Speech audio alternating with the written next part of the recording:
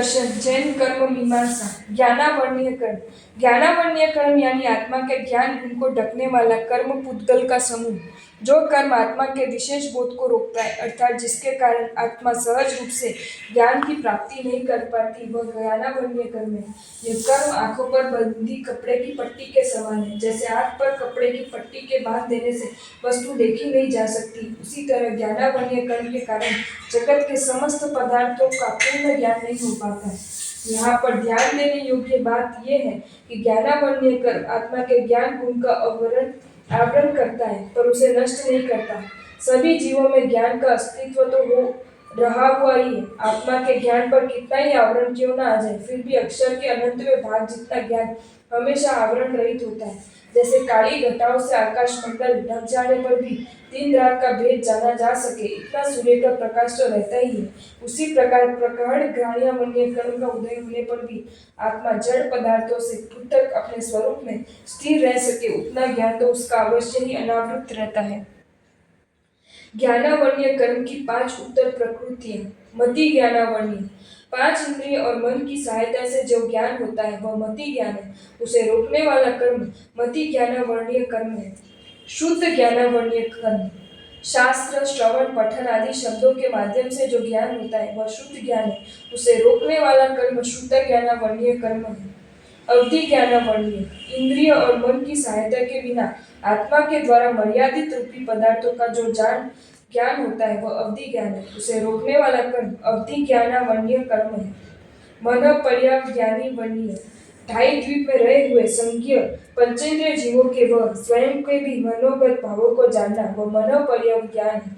उसे रोकने वाला कर्म मन पर्याप्त ज्ञानावरणीय कर्म है। केवल ज्ञानावरणीय। 4 प्रकार के घाती कर्म के क्षय होने से सर्वकाल के सर्व द्रव्यों का पर्याय सहित जो ज्ञान आत्मा को होता है वह केवल ज्ञान है। उसे रोकने वाला कर्म केवल ज्ञानावरणीय कर्म है। ज्ञानावरणीय कर्म बंध के कारण प्रदोष। ज्ञान, ज्ञानी एवं ज्ञान के साधनों के प्रतिकूल आचरण करना, अर्थात ज्ञान के उपकरण पेन, पुस्तक, ग्रंथ, अखबार आदि का दुरुपयोग करना। विनय रहित पढ़ना, पुस्तक जमीन पर रखना, उपेक्षा पूर्वक पैर लगाना, थूक लगाना, मस्तिष्क के नीचे रखना, किताबें जलाना तथा मुख्य कारण भूत तत्व ज्ञान को सुनकर भी उनकी प्रशंसा न करना। निन्हव। ज्ञान एवं ज्ञानदाता गुरु का नाम छिपाना, ज्ञानी का उपकार स्वीकार न करना, अमुक व्यक्ति के पास पढ़कर भी मैंने इनसे नहीं पढ़ा अथवा अमुक विषय को जानते हुए भी मैं नहीं जानता तथा भगवान द्वारा प्ररूपित तत्व स्वरूप के विपरीत प्ररूप न करना, इस प्रकार के अपलाप को निन्हव कहते हैं। मात्सर्य। ज्ञानी और ज्ञान के साधनों पर द्वेष या अरुचि का भाव रखना। अंतराय। ज्ञान अभ्यास में रुकावट, विघ्न डालना, ज्ञान के साधनों को छिपा देना। विद्यार्थियों को विद्या, भोजन, वस्त्र, स्थान आदि का लाभ होता हो तो उसे न होने देना।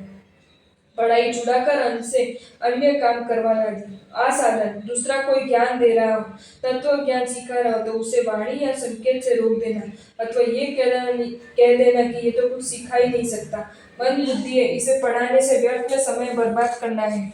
उपघात। विद्वानों के साथ मिथ्याग्रह युक्त व्यर्थ निसंवाद विवाद करना अथवा स्वार्थवश सत्य को असत्य सिद्ध करने का प्रयत्न करना। ज्ञानावरणीय कर्म के निवारण के उपाय। ज्ञान को विनय और बहुमान से पढ़े। प्रतिदिन पढ़ने पर याद न हो तो भी निराश हुए बिना मास्टर्स मुनि की तरह सतत पढ़ते रहे। ज्ञान के साधनों को सम्मान बहुमान करें। अपने पास जो ज्ञान है उसे दूसरों को देने में कंजूसी न करें। ज्ञान आराधकों की अनुकूलता का ख्याल रखें। ज्ञान भंडार आदि का निर्माण करावे। कार्तिक मास की शुद्ध पंचमी ज्ञान पंचमी को उपवास करके नमो नारायण मंत्र का जाप करने से भी ज्ञानावरणीय कर्म नष्ट होते हैं। कुष्ठ रोगी वर्धत कुमार और गूंगी गुण मंजरी इस ज्ञान पंचमी के तप जप से अपने सर्व रोगों का नष्ट किया और सुंदर एवं निर्मल प्रज्ञावान बने। अंततः दोनों ने मोक्ष सुख को प्राप्त किया।